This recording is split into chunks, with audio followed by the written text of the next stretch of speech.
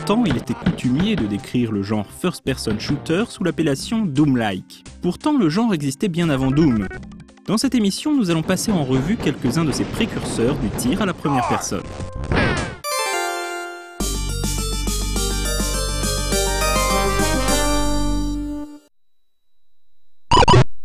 Pour trouver les sources du genre FPS, il faut d'abord regarder un jeu très différent, The Catacomb. Il s'agit d'un jeu en vue du dessus dans lequel le joueur doit explorer un labyrinthe en lançant des boules de feu sur les ennemis. Ce qui est intéressant, c'est que ce jeu fut programmé par un certain John Carmack, qui revisitera quelques années plus tard ce concept avec une toute nouvelle perspective. Lors d'un salon, John Carmack découvre l'une des premières démos d'un jeu alors en développement, Ultima Underworld. Impressionné par les environnements 3D d'Underworld, Carmack décide de se lancer dans la programmation d'un moteur capable des mêmes prouesses. Ce moteur est d'abord exploité dans le jeu Overtank 3D, puis dans une version 3D de Catacomb. Le gameplay est strictement le même que dans le jeu d'origine, à la différence que le jeu est désormais à la première personne et que le joueur peut déplacer son avatar à 360 degrés. Catacomb 3D sera le tout premier FPS. Au passage, l'effet sonore joué quand le protagoniste heurte un mur donne un peu l'impression d'incarner un pétomane. Blague à part, toute une équipe s'est rassemblée autour de John Carmack pour réaliser Overtank 3D puis Catacomb 3D. Parmi ses membres, citons des noms aujourd'hui légendaires comme Tom Hall, John Romero ou encore Adrian Carmack, id Software est né.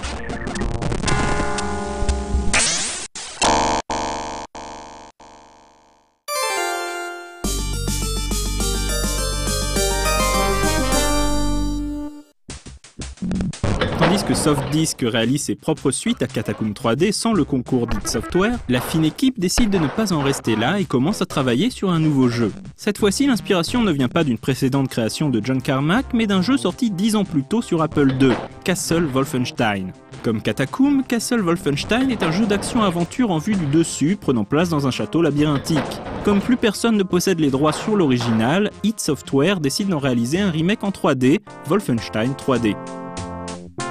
Le jeu sera distribué par Apogee Software, spécialiste du shareware et créateur de Duke Nukem. Dans Wolfenstein 3D, on incarne William Blazkowicz, un agent allié capturé par les nazis pendant les heures les plus sombres de la Seconde Guerre mondiale. Blazkowicz se retrouve prisonnier du terrible château Wolfenstein. Il lui faudra parvenir à s'échapper, puis contrecarrer les plans d'Hitler et de ses savants fous qui se livrent à des expériences impies. Concrètement, ça veut surtout dire explorer des niveaux labyrinthiques, découvrir des passages secrets en pressant la barre d'espacement sur tout élément de décor un peu louche, trouver des clés, ramasser des trésors et surtout tirer sur tout ce qui bouge.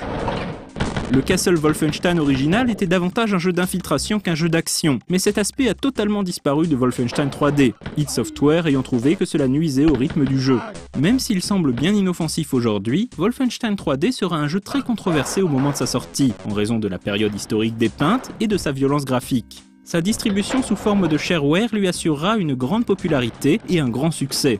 Le jeu sera par la suite porté tous azimuts sur tous les ordinateurs et toutes les consoles du marché.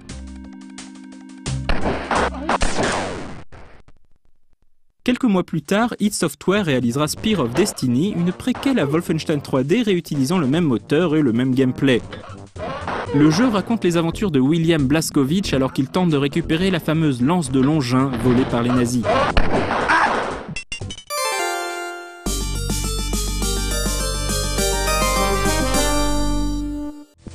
De son côté, Apogee licencie le moteur de Wolfenstein 3D auprès d'id Software et lance la production de Blake Stone, un jeu similaire dans un univers de science-fiction à mi-chemin entre Buck Rogers et James Bond. Le joueur incarne Blake Stone, agent spécial galactique chargé d'appréhender le maléfique docteur Pyrrhus Goldfire, un savant fou déterminé à prendre le contrôle de la galaxie avec ses armées de cyborgs et de mutants. Blake Stone ne se contente pas de répliquer le gameplay de Wolfenstein 3D, il l'enrichit avec l'ajout d'interactions plus poussées avec le décor, comme par exemple des distributeurs de nourriture que le joueur peut utiliser pour restaurer sa santé. Pour obtenir un meilleur score, le joueur devra également éviter de tuer ses informateurs, des savants avec lesquels il est possible de discuter en pressant la barre d'espace. Évidemment, rien ne distingue les informateurs des ennemis normaux, sinon ce ne serait pas drôle. Malgré ses qualités, Blake Stone passera totalement inaperçu. Et pour cause, une semaine à peine après sa sortie, id Software sortait son nouveau jeu, un certain Doom. Loin d'être découragés, Apogee et le développeur Jam Productions réaliseront une suite aux aventures de Blake Stone sous le titre Planet Strike. Cette suite affine les graphismes et le gameplay, proposant notamment des armes plus variées et surtout une innovation de taille. La carte du niveau affichée en permanence dans le HUD, un ajout appréciable vu la teneur labyrinthique du jeu.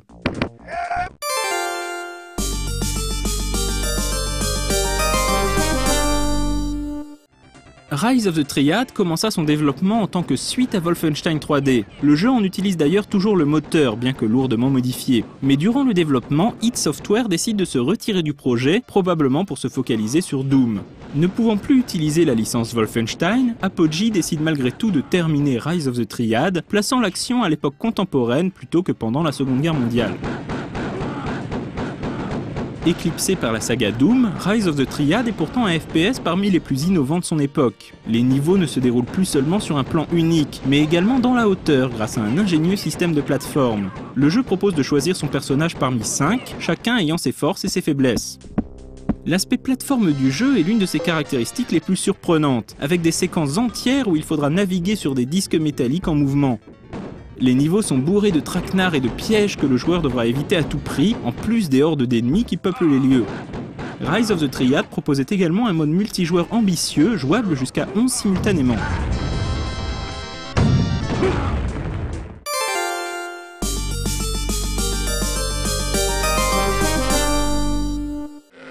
Si les séries Blake Stone et Catacomb sont désormais tombées dans l'oubli, de nouvelles suites à Wolfenstein continuent de sortir régulièrement, et un remake de Rise of the Triad est actuellement en développement. Mais ceci est une autre histoire qui sera chroniquée le moment venu dans Classé 18+.